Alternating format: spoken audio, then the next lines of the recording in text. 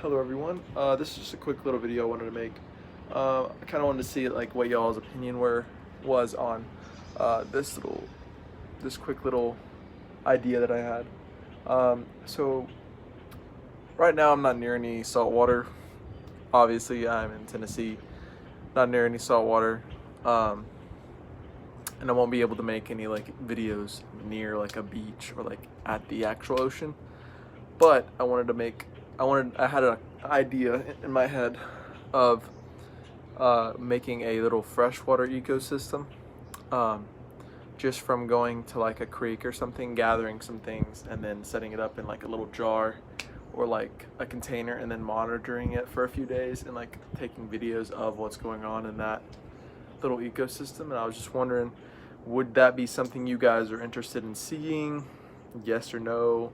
Or if you have any other ideas for experiments that I could do, um, just comment them down below. Just wanted to see what you guys thought about that idea. Throw that out there really quick. And thank you all for watching my videos on the daily, and thanks for everyone who's subscribed.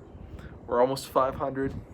Share my videos with your friends, and let's get the road to 500 subscribers. All right, thank you guys for watching. Just comment down below what you guys think.